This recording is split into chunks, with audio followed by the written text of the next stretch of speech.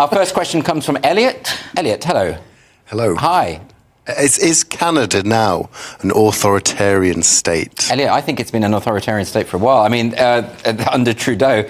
This is a new thing now, and this is coming from the Justice Minister, who has Arif Virani, and he has defended this new power for their online harms bill. That sounds familiar. We've got something quite similar. And they're saying they can now impose house arrest on someone who they think might commit a hate crime in the future, right? That's scary stuff, isn't it? Well, Cressida? obviously I work with Lewis, so it's got some advantages, hasn't it? It looks attractive on the outside. Doesn't it? I know what you're like. You're going to do it again. Get indoors. However, there's obviously a very dark side to this, because you can't, in my opinion, you shouldn't be able to imprison somebody before they've done anything. No, you shouldn't. And I don't trust the Canadian government full stop on this kind of thing. They have form, they do, don't they? If you remember the truckers' protests, where they seized their bank accounts. Yeah, and people trying to donate to the truckers. Well, not only that, the people who had donated to the truckers, the government said, we're going to redistribute it to charities of our choosing. What are you talking about? It's not your money. That's the definition of authoritarianism, right? Well, it is Canada, and I know you in this country, you kind of respect Canada as a country. America didn't even know it was a country until recently, and I think that's what they're trying to do. They're trying to show themselves to be different than America. I think America has a responsibility to invade. You know what? I do. You know, you're kidding, but it may come down to this, or this may just be Yeah, maybe. Well, I just think it's ridiculous that the idea of arresting someone... I mean, our government's bad enough, and the Scottish government's out of control, the Irish government's out of control. They're all talking about... I mean, the Irish government's got a new hate crimes bill where they're talking about they can seize your phone if they suspect you might have some material that could potentially stir up hatred. I mean, for God's sake, what does that mean? Your phone's full of that kind of thing. Well, the government knows that. Yeah. You're right. But it has to do with the bigger picture, which is Canada has sucked itself in on the big team world. Sorry, I'm going to say it. It's big team world. And what they're doing, this is not even a free speech issue. This is just about silencing dissent against the Canadian government. It has nothing to do with openness and talk, whatever. It's like saying, we don't want these people to spread their opinions. Dangerous opinions. That's what speech codes and hate speech laws always do. And it always means that rather than hearing all the opinions myself as a citizen and making up my own mind, somebody else is policing what I get to hear. And it's kind of paternalistic, is it? The government basically saying, we want to make sure that you're protected from offence. My real worry about these hate speech laws is that essentially what's going to happen is they're also nebulous. They don't define what hate means. If you look at the Irish government's hate speech bill, and this is not a joke, it defines hatred as hatred. That's helpful. So basically, they don't know what it means. And, of course, what happens if a future government says, we consider it hateful to criticise the government? What happens then? I mean, it's scary stuff. We're going to move on to another question now from Anita. Where's Anita? Hi, Anita. Hi. Hi. Should we listen scientists when it comes to gender and sex? Yeah, it's a good question because, you know, we've seen a lot. We've discussed on this show before that a lot of scientists are now saying that sex isn't binary. It's on a spectrum. Stuff that every child knows is not true. And there was just this survey this week of 200 top scientists at British universities. This was by The Telegraph and a group called Census Wide. And 58% of these top scientists think that sex is binary. 58%. Quite a few, not sure. There's a lot left out there, isn't I mean, there? that's a worry, isn't it? I mean, know that the medical profession has, like every other institution, become ideologically captured by this kind of nonsense. But that's scary. If I'm going to get treated, I want the doctor to understand that I'm male. Particularly if it's something to do... Well, I won't go into detail, but you know what I mean. Not that again. But it doesn't... I don't know if they've specified what kind of scientists, and I wonder whether this has happened in academia and some people are going along to get along and are just maybe not engaging with this because they don't want any trouble. I'm not sure. It could be. I mean, I know... Yeah, let's hope these aren't biologists. Well, yeah, right, exactly. That would be good. If they'd said it was a survey of biologists, I'd be extremely concerned. I think just scientists, full stop, should know that there are two sexes in a sexually dimorphic species, right? Well, you would say that. I would. But I just did. Yeah, you just did. But other people, it is a contentious issue. No, it's not, Lewis. I don't think it is. But for the sake of marital happiness, I will say that it... OK, so we're going to come back to this point now. From now on, Lewis cannot express his opinions honestly because he's engaged. Is that basically what we're getting here? I think that's what I'm getting to. I think this is my last time on the show. Yeah, well, you know what, Lewis, you brought this on yourself. I did, and I shouldn't have done it, and I made a mistake, but she was crying. I'm hoping look, Lewis, am I right in thinking she doesn't watch the show, right? I think she's in the audience right now. No, but I agree. First of all, here's the question. The question is, who are these scientists? Yeah. There are only 200 of them. It's like the same thing where they said the consensus says that there's climate change. And then you find out the actual study that they had done, and they had basically whittled it down to just the 97 people who believed in it. We don't know whether it's real or not. Of course we know it's real. Look, but it's a question that... Yeah. Look, it's a baseline question that scientists... It's like asking a farmer, is there any difference between a sheep and a goat? Yeah. If the farmer doesn't know that, I don't want them to be farming animals. But if they're producing the right animal at the right time, what do you care what they're thinking? Oh, for You've goodness. completely lost me. Analogies. There is no logic to Lewis's mindset. No, there is a logic. No, well, there is a logic, but it's not one that anyone else can understand. Is that what's going on in people's brains right now? Does it match what we think it should? Yes. But that doesn't mean it has any harmful effect on the day-to-day. I don't believe this. The denial of biological reality does have harm on people on a day-to-day basis. Of course it does. Could. Anyway, let's move on now to a question from Simone. Is it Simone? Simone. Oh, Simone. Yes, thank you. Sorry. Have the Church of England drunk the critical race theory Kool-Aid? Well, potentially. So the Church of England have hired a deconstructing whiteness officer to combat racial injustice. This is 36 grand a year. Cressida, that's not bad. Fantastic, yeah. To deconstruct whiteness. To deconstruct How do you do that, by the way? I've got absolutely no idea, but for 36 grand a year, I'd give it a go. Yeah. I could come up with some criteria.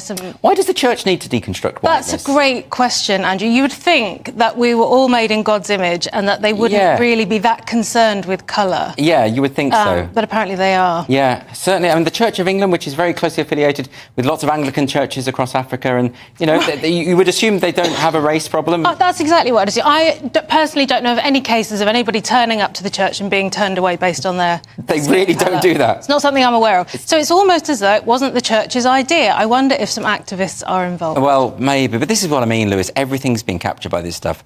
Do you want to deconstruct your whiteness? I don't consider myself white.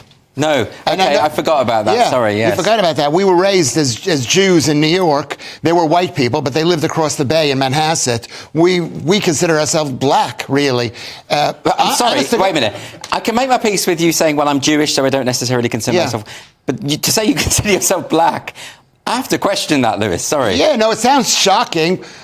You know, that's why whenever you say, obviously they're black, all these questions have such nuances. We were black.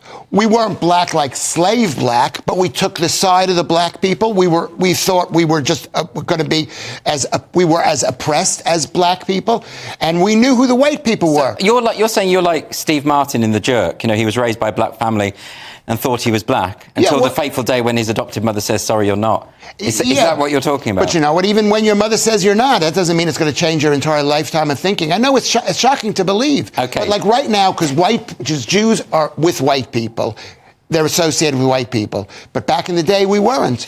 Okay. No, Lewis, I've got to move on because, you know, you've just outed yourself as black, so it's important that we keep this in some level of order. Let's move on to a question from Peter. Where's Peter? Hi, Peter. Should you go to prison for putting up stickers? Really good question. So this is the prosecution of Samuel Melia, who was found guilty of inciting racial hatred after a series of stickering incidents. Now, have you read about this? This is an interesting one because Samuel Melia is part of a far-right group. They were disseminating stickers saying things like second generation, third, fourth, you have to go back. So unpleasant, deeply unpleasant sentiments on these stickers. I really get nervous about this idea that someone who puts stickers up should go to prison for it. I don't care if I thoroughly disapprove of what they're thinking or saying, which I do in this case. I just don't think it should be a matter for the law to get involved with. Right. Well, that's really interesting, isn't it? Whether it should be done, because we're so used to hearing far right, and usually you think, oh yeah, this is an example of, as you say, very, very distasteful ideas. And one of the things that this guy said in his defence was that he was trying to start conversations. Really? Which is yeah. Well, look, my point is that when it comes to free speech, you can't just defend the speech that you like. You have to be able to defend the speech that you hate as well. And I hate racism. Yes. But I have to defend the rights of racists to say whatever they want. Well, yes, unfortunately you do. And I guess if you want to, you can set up your own counter stickers and go and put them over, like Edinburgh Festival, they're already putting their posters on each other's. Yes. I'm not comfortable with him being imprisoned. It's very tricky, isn't it, Lewis? Because you always get this with free speech advocates, is that, you know, they stand up for the stuff they agree with and then they sort of stop short. And I think if you're for free speech, you have to be for everyone's speech. Come on, Lewis. Yes. You're going to have to come up with a contrary position, because I know that's what you're fishing for. No, I'm not fishing for it. I just think stickering... have you tried to get a sticker off of some things? It's like impossible. It's such a mess. It causes a mess. And he's advocating basically the destruction of property. So this is a vandalism issue. It is so he's advocating vandalism. Should that be illegal? The answer is, I don't think advocating vandalism should be legal. Can I ask you, though, Lewis, seriously? Yeah. On a free speech issue, yeah. Are there any lines for you? I am a free speech absolutist until it affects me. There we go. So I think everybody... You can do what you want as long as you don't criticise Lewis Schaefer. I think what this guy, for him to be put in jail for this, you notice he's a right-wing extremist. They're looking for, like, right-wing extremists because there's so many stickers being put up around town. Everywhere I go, there are stickers being put up around town, and nobody's being prosecuted for very hateful things. I think you just have to be consistent about this stuff. You know, I've seen the preachers on the street screaming about how gay people are evil and should be arrested and all the rest of it. I don't want those people arrested. I don't like what they're saying, but I'm more uncomfortable with empowering the state to lock up whoever they want for whatever they say. That, to me, is more of a threat. Absolutely, because you can't guarantee that what the state are going to think of what you think one day. You want a fair system that will be consistent over time. Yeah, it's pretty scary stuff. Anyway, we're going to move on to a question now from Armin. Hi, Armin. Good evening. Good evening, Andrew and everybody. Was Lee Anderson right to accuse Sadiq Khan of what he's done to London? I mean, what do you think? I'm going to come straight back to you about that. Well, I have to say that I don't see London how it used to be. You know, I used to love coming into London, and even going on the underground, it's not that clean anymore and things like that, and I've noticed a real change. So you think Khan is an ineffective mayor? Absolutely.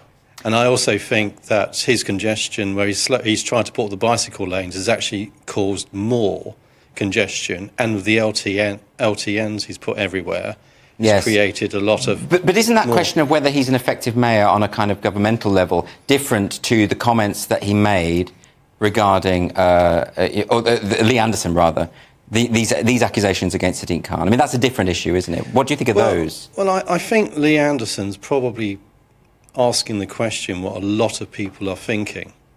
And I think Lee Anderson losing his job was basically what a lot of majority of the country were thinking, particularly over London. Well, I mean, let's bring Cressida in on this, because, you know, one of the criticisms that a lot of people have said, I mean, the way it was phrased by Lee Anderson about this idea that keep hearing about the language, that Islamists are in control of Sadiq Khan, which I don't think is quite what he meant to say. I think what he was trying to suggest is that he was letting them get away with murder. He's referring to what we hear as two-tier policing. Yeah. So we've just heard about the sticker guy being imprisoned, and some people would say, well, why are you allowed to chant from the river to the sea, etc., these slogans, and apparently not face any consequence? Well, there have been people calling openly for murder. Right. So Lee Anderson is speaking for people in some sense, in that he's expressing a frustration that people feel. Yes. Which is like an old classic, isn't it? And what do you think, Lewis? Because, you know, speaking as a Jewish person in the middle of London, when there's a lot of people gathering, and I would say that the majority of those people don't have animosity towards the Jews, but there are certainly people there who do. And I've seen some evidence of some openly anti-Semitic protesters or protesting things. But like I say, I'm for peaceful protest, and I don't think I wouldn't want to smear all of the people at those protests with that brush. But how do you feel about it? Well, I think they're blaming Sadiq Khan for this. The fact is that this is the city that he's the mayor of. Has he been controlled? I don't think he's controlled. I don't think it's like... Is he just bad at his job? No, he's not bad at his job. He's doing a great job for the people of London. What about what Armin was just saying about the state of the tube and these basic sort of everyday things that matter to London? That's another question, whether he's a good... But in terms of providing the ideology for the people, he's the man of the people. He's not under their control. He is. And the question is whether this city is... I've lived in this city for 24 years. Many people think it's way better than it used to be. I mean, the fact that I'm living here is an improvement. That is an improvement, there is. I will back you up on that.